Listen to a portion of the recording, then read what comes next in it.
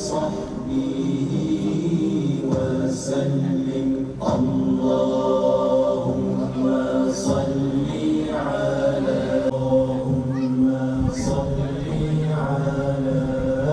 سيدنا محمد وصحبه وسلم على سيدنا محمد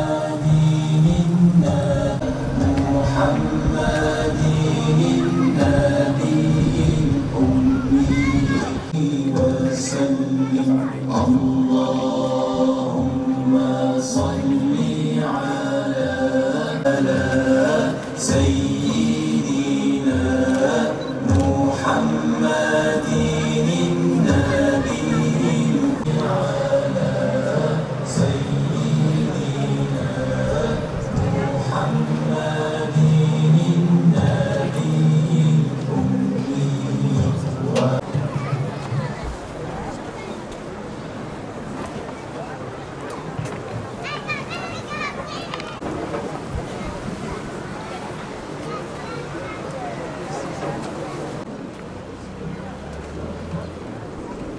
Euzu billahi mineşşeytanirracim. Bismillahirrahmanirrahim. Şimdi Yasin-i Şerif'i okuması için hocamızı Yasin okuması için içeriye alıyoruz.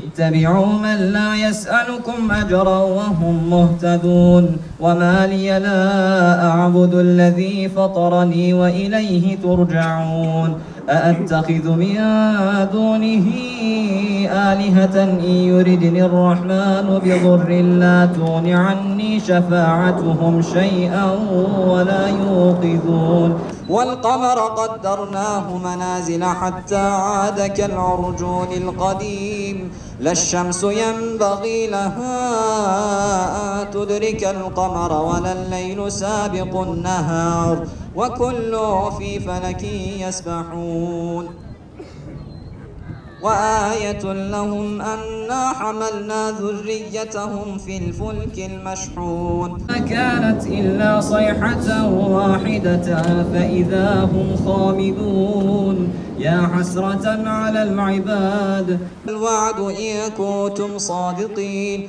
ما ينظرون إلا صيحة واحدة تأخذهم وهم يخصمون أعينهم فاستبقوا الصراط فأنى يبصرون ولو نشاء لمسخناهم على مكانتهم فما استطاعوا مضيا ولا يرجعون. Cenaze geçince sahabe-i kiram o cenaze hakkında iyi konuşuyor. Onun güzelliklerini, hayırlı amellerini, Allah'a olan ibadetinden sahabe-i kiram bahsediyor.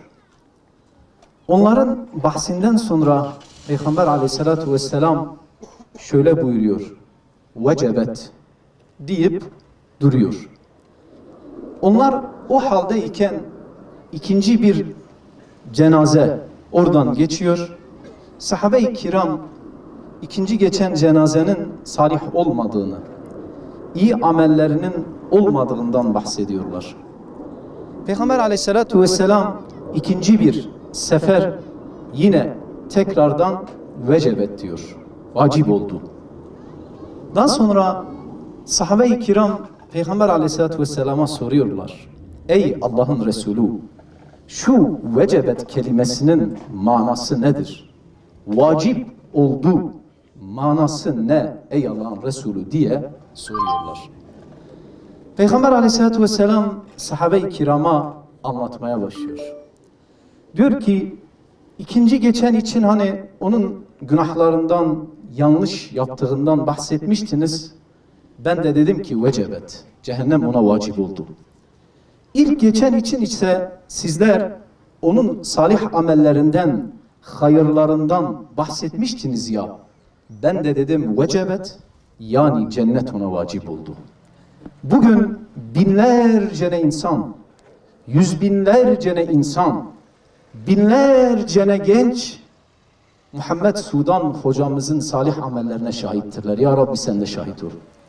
Ya Rabbi Nasıl ki Peygamber aleyhissalatu vesselam geçen salih cenaze için demiş idiyse vecebet, ya Rabbi Muhammed Sudan hocamıza da şu an binler ve şu an temsili bir şekilde camilerde, hayır mekanlarında insanları irşad eden binlerce insan salih amelleriyle Muhammed Sudan abinin de salih olduğunu bizlere, Muhammed Sudan hocamızın da salih olduğunu bizlere beyan etmektedirler. Aziz kardeşlerim, bazıları sadece bilgiyi okur, bazıları sadece bilgiyi rivayet eder. Bizim bu zamanda da bu meseleler çok fazladır. Fakat bazı insanlar da vardır ki bilgiyi fiilleriyle, hayatlarıyla insanlara okuturlar. İşte o muhterem şahsiyetlerden bir tanesi de Muhammed Sudan hocamızdı. Bilgiyi hayatıyla insanlara okuttu. Yaşamasıyla insanlara öğretti. İşte bizler bugün buna çok ihtiyacımız vardır aziz kardeşlerim. Caminin ne olduğunu Muhammed Sudan hocamız hayatıyla camiyi insanlara öğretti.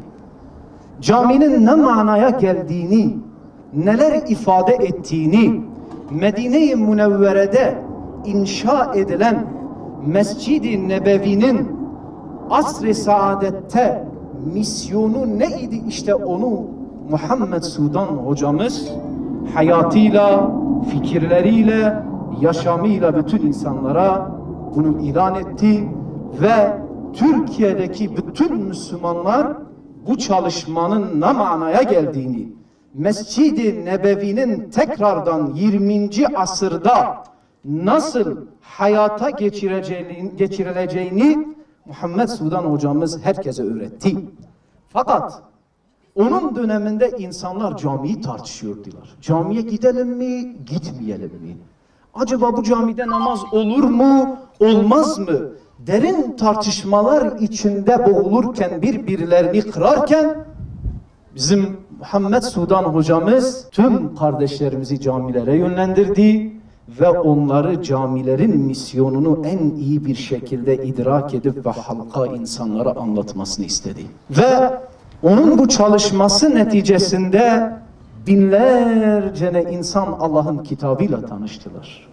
Ki o dönemlerde Allah'ın kitabını doğru dürüst okuyacak insan sayısı belki parmakla gösterecek kadardı. Tecvidli Kur'an okumayı bilen insan sayısı parmakla gösterilecek kadar azdı. Fakat elhamdülillah Muhammed Sudan hocamızın çalışmasıyla, onun teşvikiyle öyle bir hale geldi ki hiçbir cami yoktur ki illa o camide bülbüller, çocuklar, gençler halkalar kurmuş ve Rablerinin kitabını okuyor. Peygamber Aleyhisselatü Vesselam'ın hayatını okuyup, öğrenip, yaşayıp ve yaşatıyordular. İşte aziz kardeşlerim, burada bize çok örnekler vardır. Bugün bizler Muhammed Sudan hocamızın bize miras olarak bıraktığı o kültürü acaba bizler yaşayabiliyor muyuz? Veya yaşatabiliyor muyuz mu tekrardan? Acaba çocuklarımıza tekrardan o inancı, o misyonu anlamayı öğretebiliyor muyuz diye biraz düşünmemiz gerekmektedir aziz kardeşlerim. Dedik ya, Muhammed Sudan hocamız hayatıyla bizlere bir şeyler öğretti. Hayatıyla Kur'an'ın ne manaya geldiğini bize öğretti. Kur'an dersi vermenin ne olduğunu bizler genelde kitaplarda okuduk, fakat o yaşadı ve öğretti. Ve o şu hadisi aslında hayatıyla binlere aktardı. Men qara'a harfen min kitabillahi felehu hasene vel hasenetu bi aşri emthaliha ve la aqulu elif lam mim harfun velakin elifun harfun ve lamun harfun ve mimun harfun. Ben sizlere kim Allah'ın kitabından bir harf okursa ona hayır var. her bir hayrın karşılığında da 10 sevap var. Sizlere elif, lam, mim bir harftır demiyorum. Elif bir harf, lam bir harf ve mim bir harf. Ve o bu anlayışla hadisleri bu şekilde anlamış ve idrak etmiş şekilde Kur'an'ı öğretiyordu. O yüzden onunla cezaevinde kalan bazı kardeşlerimiz derler ki Muhammed Sudan abimiz, hocamız otururdu Kur'an dersine, eğer kaldırılmasaydı akşama kadar Kur'an dersi verirdi. İşte İmam Şafii gibi. İmam Şafii de Mısır'da, Kahire'de mescitte oturur, sabah namazından sonra akşam namazına kadar ilim öğretirmiş. Yine bizler Muhammed Sudan abimizin, hocamızın hayatından şunu anlıyoruz. Allah yolunda nasıl insan malını, her şeyini feda eder. Muhammed Sudan hocamız, çünkü dedik ya, o yaşayan biriydi, anlayabilen biriydi, algılayan biriydi. Onlar Allah'ın kitabından ayetler okuyunca sadece ezber olsun diye okumamıştılar. Onlar şu ayet-i kerimeyi okurken مَثَلُ الَّذ۪ينَ يُنْفِقُونَ اَمْوَالَهُمْ ف۪ي سَب۪يلِ اللّٰهِ كَمَثَلِ حَبَّةٍ أَنْبَتَتْ سَبْعَ سَنَابِلَ ف۪ي كُلِّ سُنْبُلَةٍ مِئَةُ حَبَّةٍ وَاللّٰهُ يُضَاعِفُ لِمَنْ يَشَاءُ وَاللّٰهُ وَاسِعٌ عَلِيمٌ. Allah yolunda infak edenlerin, Allah yolunda malını harcayanların misali şuna benzer. Bir kişi ki bir toprağa bir tane atar, ondan 7 başak oluşur. Her bir başakta 100 tane oluşur. Allah dilediğine katıyla verir. Allah lütfu geniş olandır. İşte o Muhammed Sudan hocamız bu ayeti en iyi bir şekilde anlamış ve algılamış ve bunu hayatında tatbik etmişti ki bütün malını Allah yolunda feda etti. Aziz kardeşlerim, böyle değerli insanların hayatları anlatılmakla bitmez. Hakikaten keşke daha iyi onunla beraber olan, onu yaşayan hocalarımız olsaydı da saatlerce bizlere onun hayatını anlatsaydılar. Fakat aziz kardeşlerim, üzerinde önemli durmamız gereken nokta, bu değerli insanların bizlere bıraktığı mirasa 4 elle sahip çıkmaktır. Bu mirası yaşamak ve yaşatmak, bunun uğruna yorulmak ve fedakarlıklarda bulunmaktır. Rabbim bizleri bu mirası, değerli hocalarımızın geride bıraktığı mirası yaşayıp, yaşatan ve onu unutmayan kullarından eylesin. Rabbim Muhammed Sudan hocamızın kendi katında derecesini âli eylesin. Teala muhterem hocamızdan razı olsun yapmış oldukları konuşmadan dolayı. Tekrardan muhterem Muhammed Sudan abimize Allah'tan rahmet diliyoruz. Buraya gelen kardeşlerimizden Allah razı olsun. Programımız burada nihayete ermiştir. Allah hepinizin hayrını kabul etsin. Allah'a emanet olun.